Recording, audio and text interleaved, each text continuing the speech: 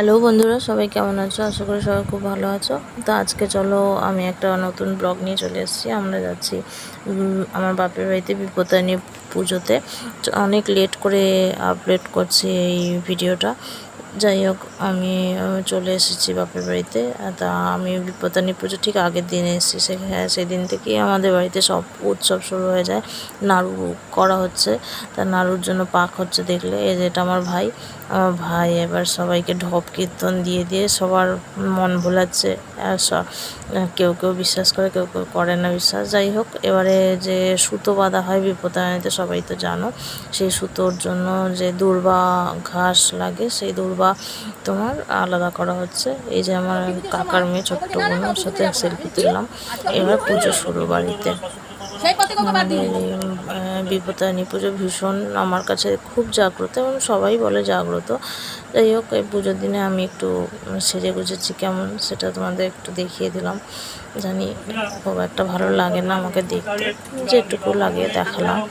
চলো, পুজো শুরু হয়ে গেছে আমাদের বাড়ি।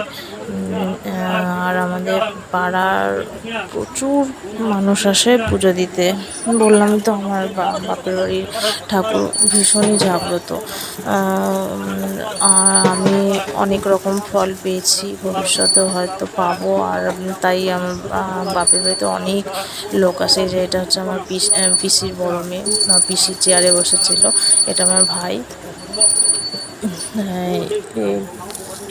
এবার যজ্ঞ হচ্ছে আমাদের পুজোর শেষের মুখে পুজো। আর এবছর পুজোতে এতটা গরম ছিল কল্পনার বাইরে। যাই হোক, একটু তোমরা পুজো দেখে নাও। একটু পুজোটা দেখতে সত্যি খুব ভালো লাগে। এই যজ্ঞ বলো, পুজো বলো, পুজোর জিনিস সমস্ত কিছু। হ্যাঁ, একটা অসুবিধা সবারই, গরম লাগছে, কিন্তু গরমটা কিন্তু এই যে আমার দিদারে না, এই যে আমার পুত্র ডাকলাম যে আয় একটু পুজো করা যাক। যাই হোক, পুজো প্রায় শেষের মুখে। একটু পুজোটা দেখে নাও। পুজো হয়ে গেছে আমাদের। এবার পুজোর সময় সব প্রসাদ আমাদের খাওয়া হয়ে গেছে। অত ভিডিও করার টাইম নেই। এবার আমার ভাই সন্ধ্যাবেলা বাতি দেখাচ্ছে। সেই সময় একটু ঢাক ঢোল পিটিয়ে আরতি করে আমার ভাই। সন্ধ্যাবেলা যে আরতিটা করে না, এত সুন্দর। যাই হোক, হয়ে গেল পুজো।